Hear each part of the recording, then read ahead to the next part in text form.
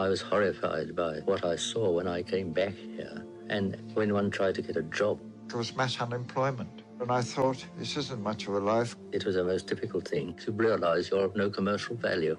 It was a shame the way ex-servicemen were treated. You weren't wanted. Some places said no ex-servicemen need apply, and that was the sort of attitude you were up against.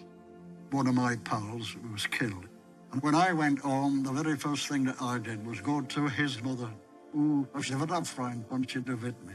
Her son had been killed and that I'd come back alive. She was very bitter. The first night I came home, I got into my old bed. It's the first bed I'd laid in since I joined the army. When Mother brought my cup of tea up in the morning, she found me fast asleep on the floor. People never talked about the war. It was a thing that had no conversational value at all. Most people were absolutely disinterested. When I got home, my father and my mother didn't seem in the least interested in what had happened. They hadn't any conception of what it was like. And there was no reason why any one of us millions could have been favoured with a thank you very much for having got a little bit muddier and more out of touch with good manners. And on occasions when I did talk about it, my father would argue points of fact that he couldn't possibly have known about because he wasn't there. Every soldier I've spoken to experienced the same thing. We were a race apart from the civilians, and you could speak to your comrades and they understood, but the civilians, it was just a waste of time. However nice and sympathetic they were, attempts of well-meaning people to sympathize reflected the fact that they didn't really understand at all. I think the magnitude was just beyond their comprehension. They didn't understand that people that you'd known and played football with were just killed beside you. My friend who enlisted with me, and he just laid there like a sack of rags until he went black before anybody troubled to bury him. They knew that people came back covered with mud and lice, but they had no idea of the strain of sitting in a trench and waiting for something to drop on one's head.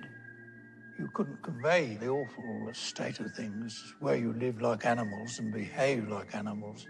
People didn't seem to realise what a terrible thing war was. I think they felt that the war was one continual cavalry charge. They hadn't any conception, and how could they?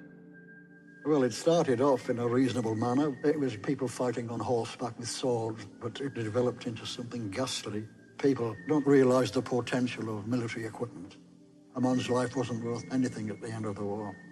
Well, none of us heroes, you know. We didn't like this business of being killed at all. When we were talking among ourselves, we used to say, Christ, they won't have any more wars like this. How did we endure it?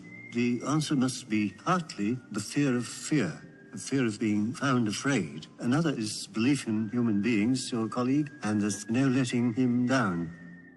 They may be right on both sides, but I think war is horrible. Everything should be done to avoid war. I still can't see the justification for it. It was all really rather horrible. I think history will decide in the end that it was not worthwhile. The only thing that really did annoy me was when I went back to work after I'd got demobilised, I went down the stores, and the bloke behind the counter was a bloke who I knew. He said, "Where have you been?" "On nights."